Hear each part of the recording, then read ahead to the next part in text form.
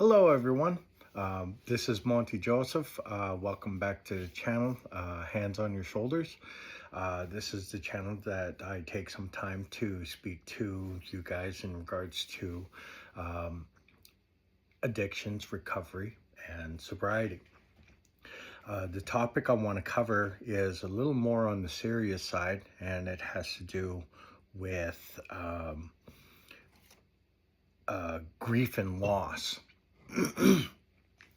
And the reason I want to, make sure that you are prepared for it because it is kind of a heavy topic because, well, obviously it has to do with a lot of the losses that you may have experienced in your life and the grief that goes along with that. So, with grief and loss, it does actually have those, two words to it, but overall it has five components to it that just basically kind of give you an outline as to what you end up experiencing.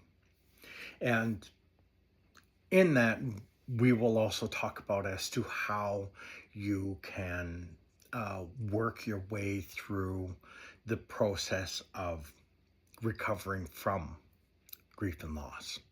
Okay. So the components consist of five basic ideas.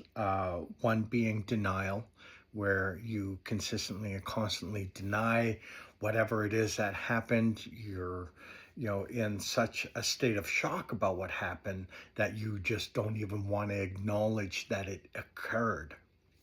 So oftentimes people will just deny that it happened. Now, um, the second one has to do with anger. Usually, a person ends up becoming very angry at whoever it was or whatever the situation was, or may express anger in, I hope nobody better, mess with this situation, or however it is, like this person better not step in out of line when it comes to, whatever it is that they're doing, or to, if it has to do with, for instance, in regards to like funeral arrangements and all that sort of stuff, like, oh, that person's ex-girlfriend or ex-boyfriend better not interfere with the process that I want to see happen. That's my, a family member, not theirs. That, so a lot of people will get angry about, the whole entire situation, or even just angry at the loss itself. So the next one ends up being is bargaining.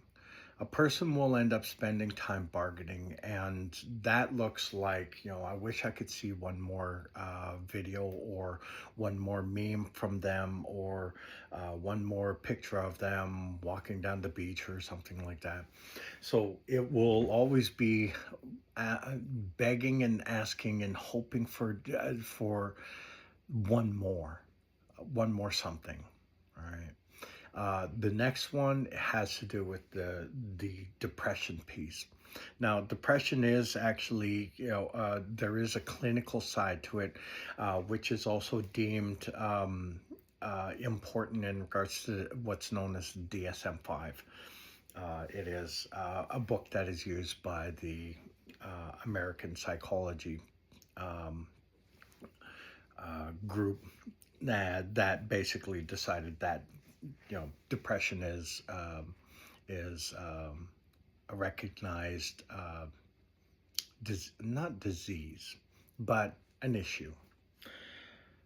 So with this form of depression, because of it not lasting longer than a certain amount of time, it is not considered a long-term depression. It is considered a short-term depression as a part of grief and loss. So therefore, it doesn't have a long-term diagnosis. Lastly, there is the acceptance, where the person finally just accepts that the person is where they are and they are doing whatever it is that they're doing. Even if it was someone that moved away, the acceptance of that person living in a new location is, part of that.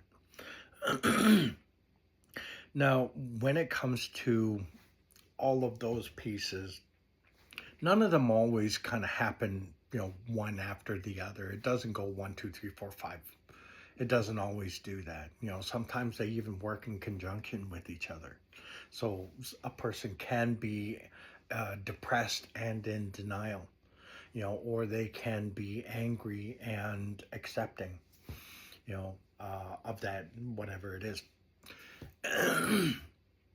So when it comes to a lot of those smaller pieces, once a person can bring themselves to a level of acceptance of whatever it is that happened, they can move forward. And one of the things that I discovered and found that actually worked the fastest for me is a formula that's basically just known as radical acceptance. And what it basically suggests and asks you to do is to whatever it is that you are experiencing in the moment, is to just simply accept that. So what that would look like is that if I was in denial about it, about something that happened, I would have to first recognize that I was in denial about something. And once I've excuse me. Once I've kind of come to the conclusion, holy cow. Once I have come, sorry about that.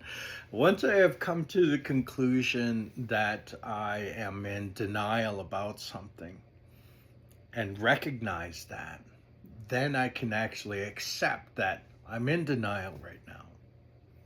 And the amount of time that I spend living that experience shortens, And in doing that radical acceptance, it really provides you with a quick route through the process of grief and loss.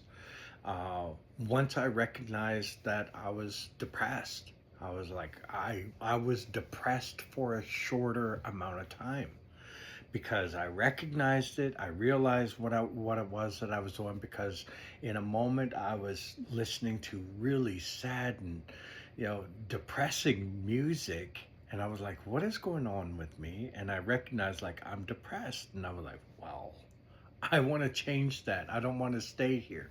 So I actually changed as to what it was that I was experiencing. I changed the music, and as soon as I changed the music to something that was a little more uplifting, amazingly enough, I didn't stay in depression for long.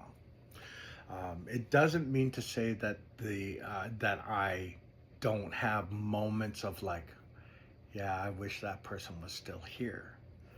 But the amount of time that it takes me to get through each of those steps, those 5 steps, has become a lot shorter, because I have been able to recognize when I'm in denial, or when I'm angry, or when I'm bargaining, or when I'm depressed, and I can actually just apply the acceptance piece a lot quicker to each of those.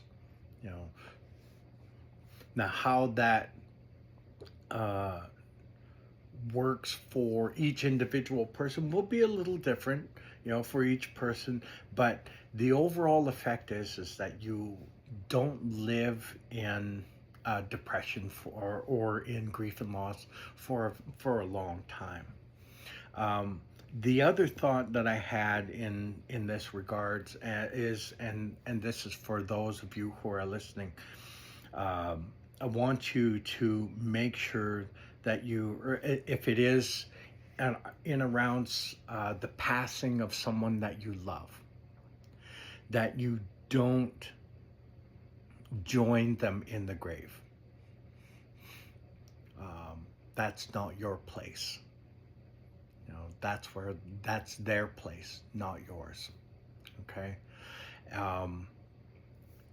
Take a moment to kind of ingest that thought, and hopefully that will find you in a better place to live. So for now, I'd like to tell you thank you for listening. Thank you for taking the time to watch this video. And as always, be safe, have fun, and play nice with the other kids.